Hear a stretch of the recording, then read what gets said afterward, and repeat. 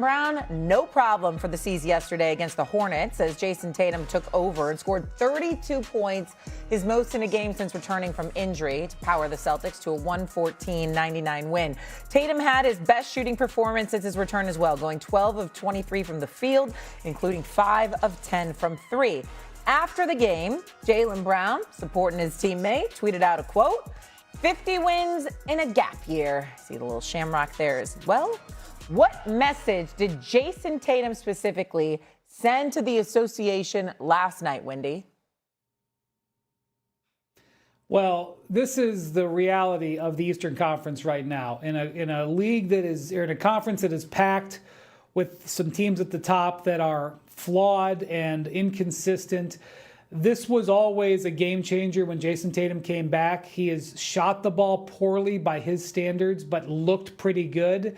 And you just knew this was going to start rounding into form, and it did. And, you know, look, I'm not saying that a game against Charlotte at the end of March is a statement game for a player of his caliber, but what you're not looking for if you're trying to beat the Celtics in the Eastern Conference is him to get going down the regular season, and that's what this was. And I also point out, Derek White also did not play in this game.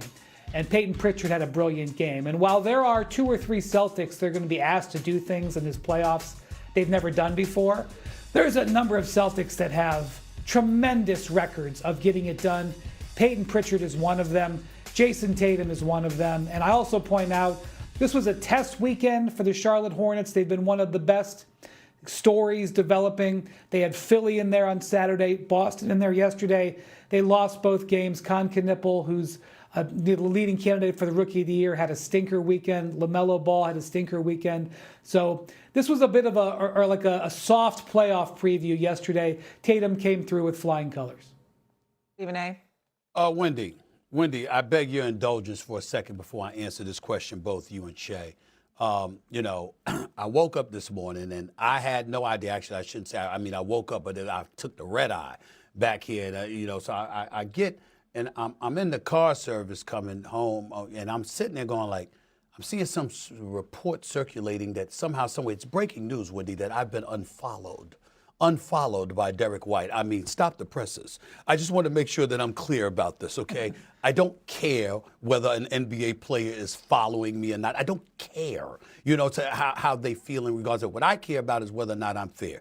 And when it comes to a Derek White and a Peyton Pritchard, I want to say these 2 guys have been great this year. Derek White's only missed 4 games. Peyton Pritchard's only missed 2.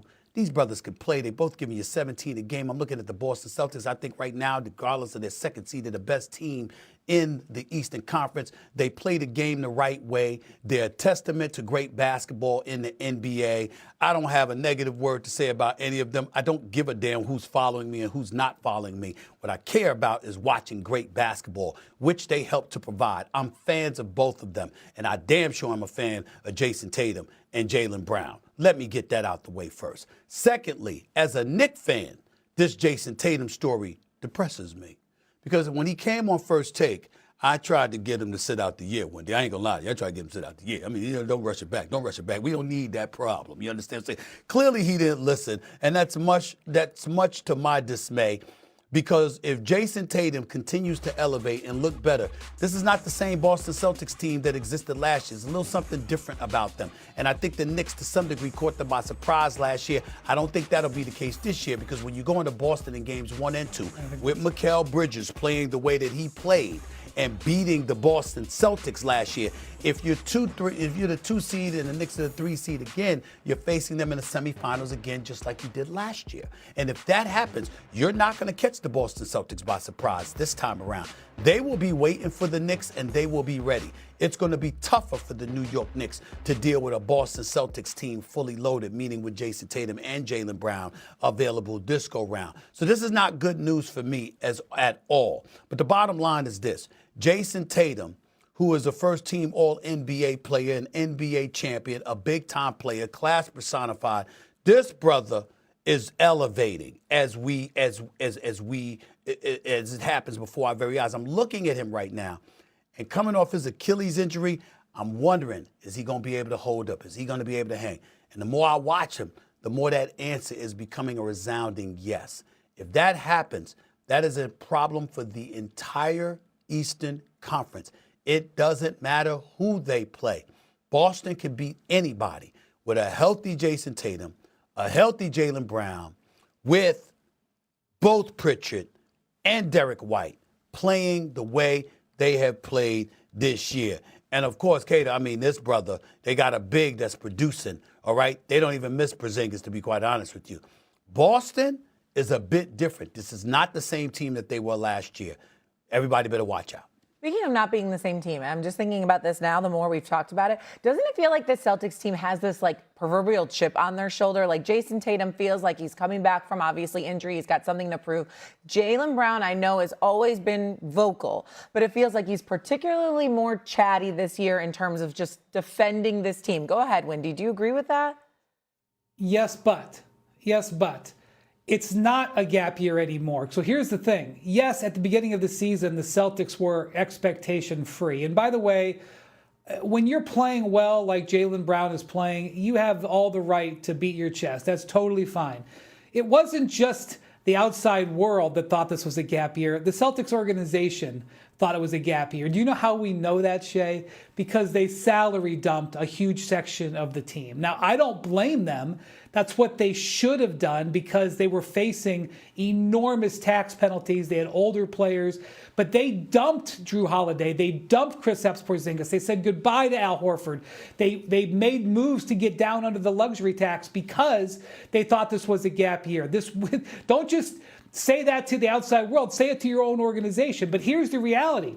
Tatum is back now. He looks good. They are the favorites in the Eastern Conference. This is no longer an expectation-free zone. So the Celtics are going to be living in that. And I will say, one game I'm looking forward to on the rest of the schedule, Stephen A., next Thursday, Celtics-Knicks. We talk about how the Knicks have struggled against the better teams in the league. Well, they are 2-1 against the Celtics this year, but they obviously haven't played them with Tatum.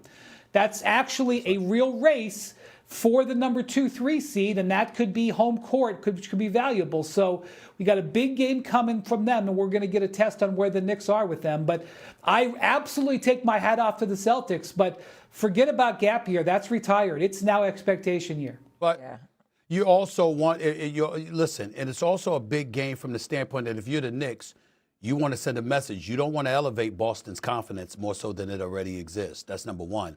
And in the case of Jaylen Brown, it's not just the MVP, you understand? But it's also a team that felt they should have handled their business last year. So vengeance is on their mind whenever they're looking at the Knicks, just like it is for Detroit. They're just not as flagrant about it and demonstrative about it as the Detroit Pistons have been. So we get that part as well. So it's going to make for a very, very interesting game, make no mistake about it. But in the end, again, I'm looking at the Boston Celtics from top to bottom. Mazzulla has proven to be a hell of a coach. My man Sam Cassell and the rest of those assistants on those coaching staff, we should all be expecting them to be interviewed for head coaching jobs with the job that they've done. This has been a phenomenal job done by the Boston Celtics organization, from Brad Stevens all the way down to the coaching staff and the players. They have really, really boded well for themselves, but obviously finishing the job basically matters. And it's one thing to get to a conference finals and to lose. It's another thing to face the New York Knicks in the conference semifinals for a second year in a row and lose to them again. I think Boston is going to do everything they can to make sure that doesn't happen. And that's what makes it so compelling. Obviously, we saw that the Boston Celtics can win without Jason Tatum. Now they're 8-1 when Jaylen Brown does not play. It doesn't matter who's on the floor. You said it, Stephen A., top to bottom. This team has been spectacular. Coming up here on First Take, who should be the favorite to cut down the nets with the men's Final Four now set? Don't go anywhere. We'll break down our bracket next.